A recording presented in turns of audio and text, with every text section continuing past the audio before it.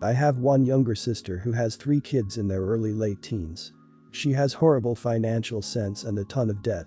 About 6 years ago our parents passed away. They left my sister some investments in a managed fund which are worth over 300k, but she can only access a small amount, around 20k, once every 6 months.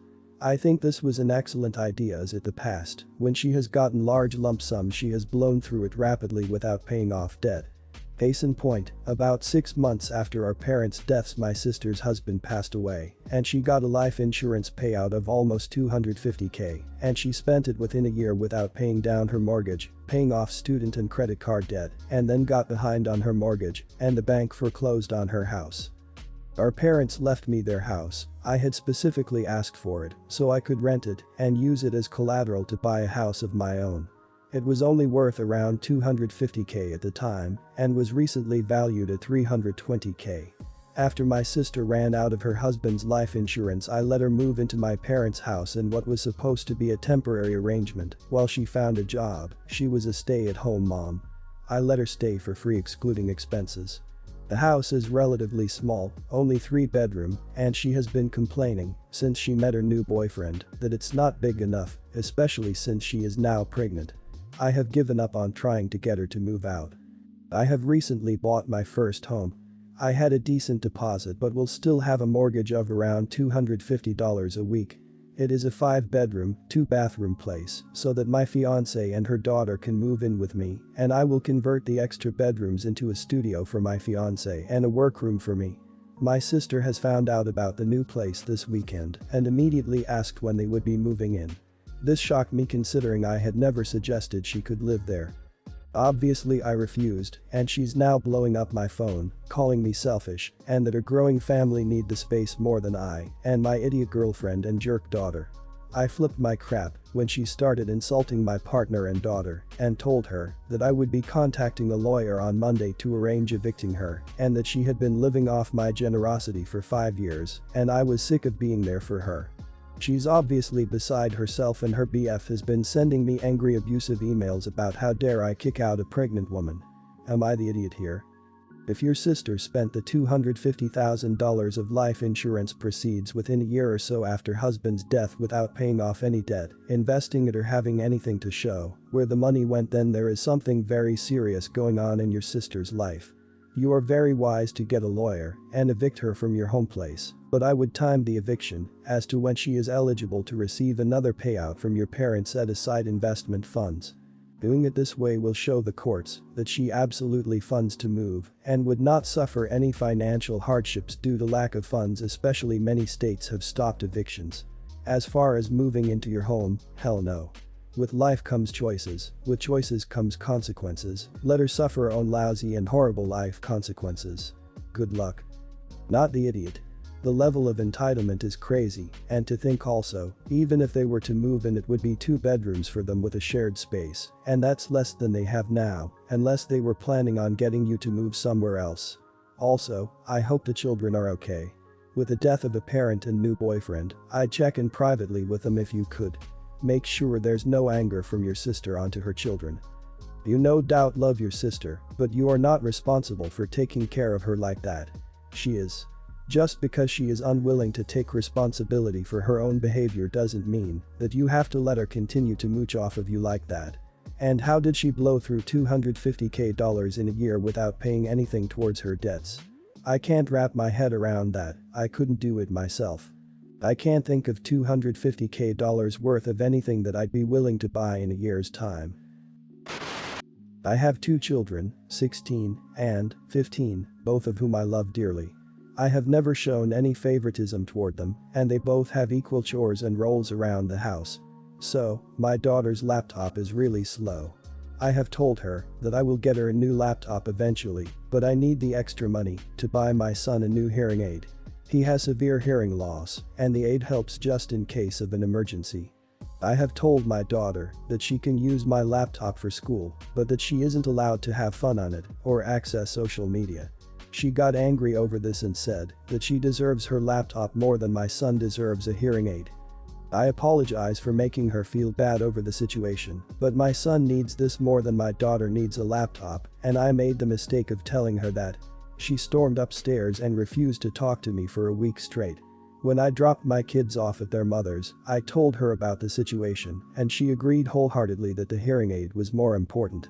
Just to be clear, my ex-wife doesn't have a stable job right now, she was fired due to the pandemic and can't afford much. Despite this, I can't help but feel guilty. Am I the idiot? Not the idiot. Health needs always come before gaming and social needs. I'm hard of hearing and have needed hearing aids since I was a kid. I'm in a country where hearing aids are covered by government healthcare, so this was never an issue for me, but I also wanted to learn American Sign Language as an alternate tool for dealing with my hearing.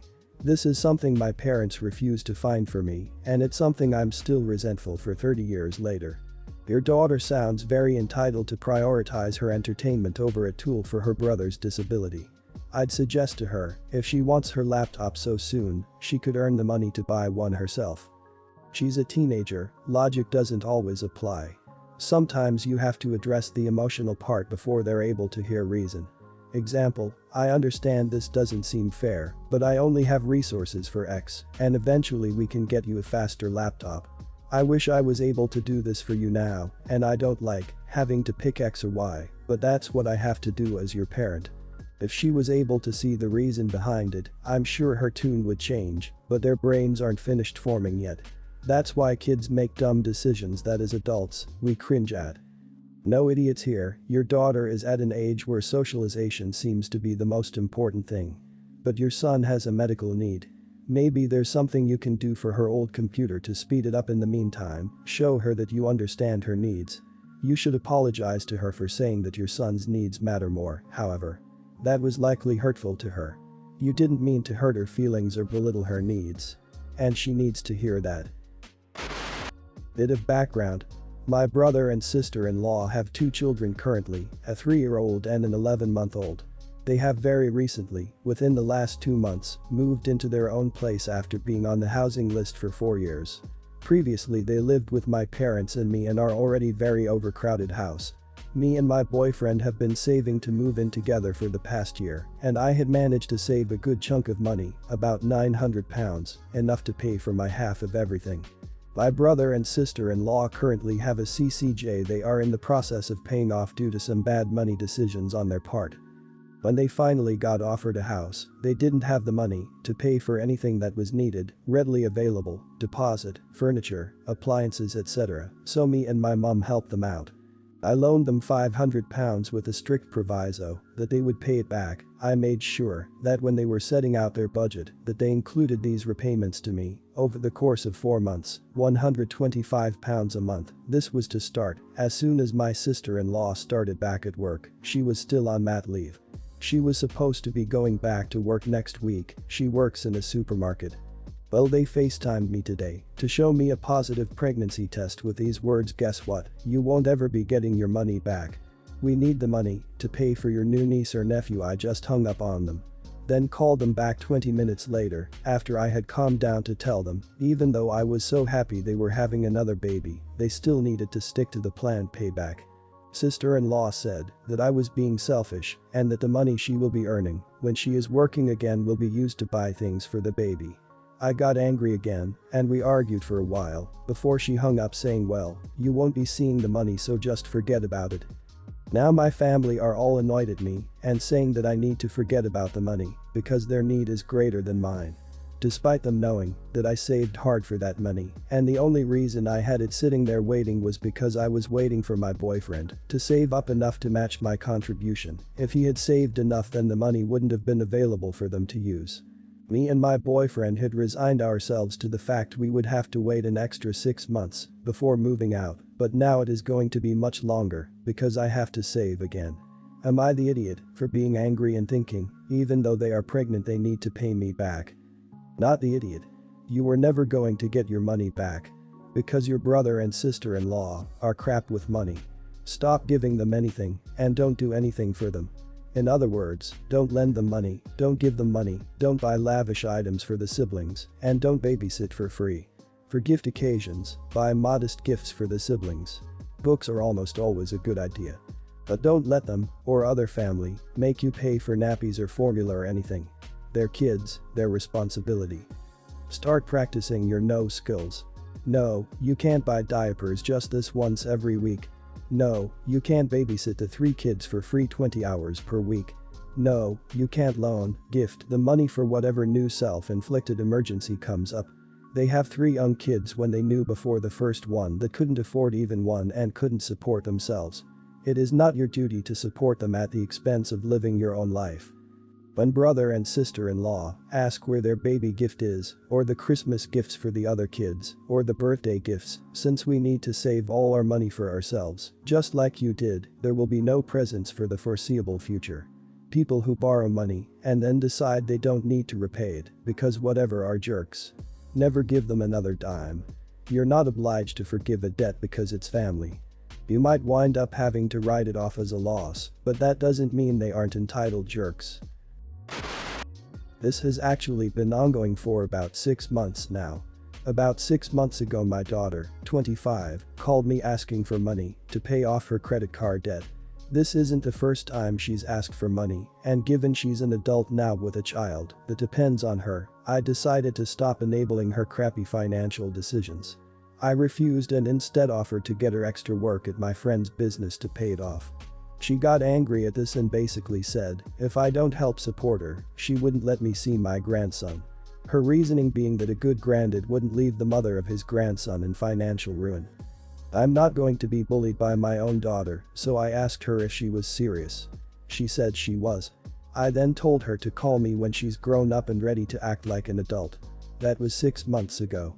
Given it's been half a year and I haven't seen my grandson, I'm having doubts about whether I'm in the right here. I have 6 other grandkids that I see regularly, but they obviously don't replace the one I've lost. Asking am I the idiot to judge whether I should cave? Not interested in relationship advice with my daughter.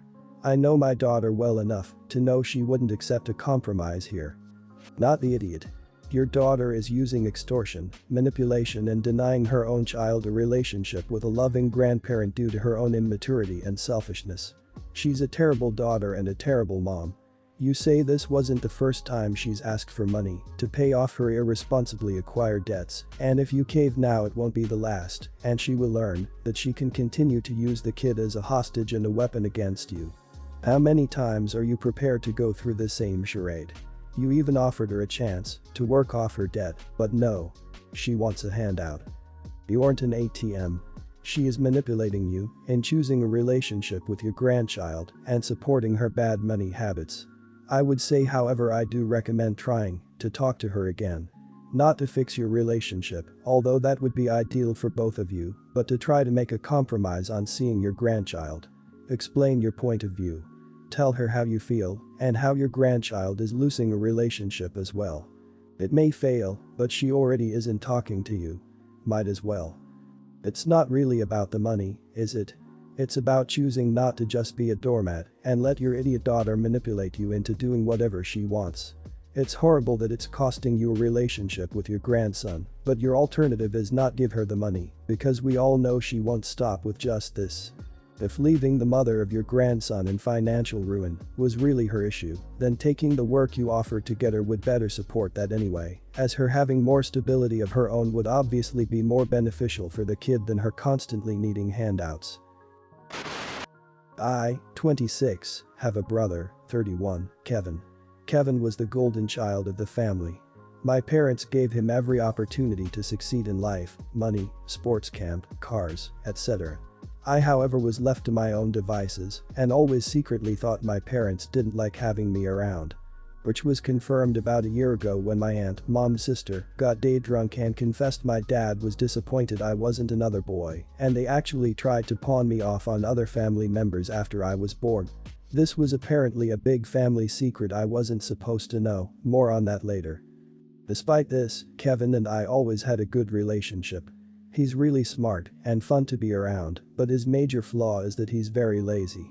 He is constantly between jobs and never really puts in any effort. I once tried to get him a job at my company and he did great at first, until he stopped showing up. When I brought it up to my parents they just shrug it off and say he hasn't found himself yet. He started his own contracting company and was doing okay for a while, but once again is out of money because he only takes jobs when he wants to and overspends. He currently lives with his best friend and his best friend's girlfriend, but now they want him to move out because she's pregnant and they need the extra room. Meanwhile, I've been busting my butt and recently got a job promotion and bought my first home. My mom heard about Kevin's situation and called me up the other day to ask, it was more like a command, me to take Kevin in. I told her no.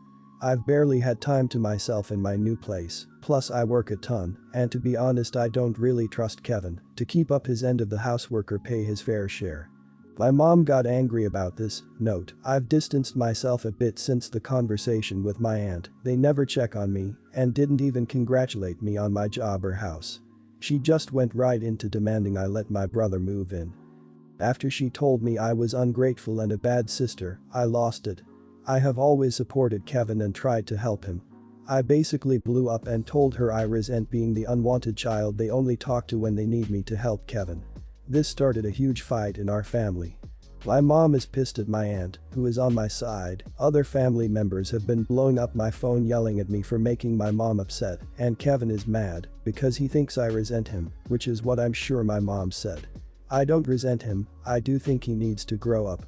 I've blocked most of the family except Kevin, who is ghosting me right now, and my aunt. Everyone thinks I'm a huge idiot for starting World War III in my family, and Kevin thinks I'm jealous and selfish since I won't let him move in. Am I the idiot? Not the idiot. Oh my god. I am so sorry that you are going through this. Your parents are, and I really can't stress this enough, massively entitled, cruel idiots.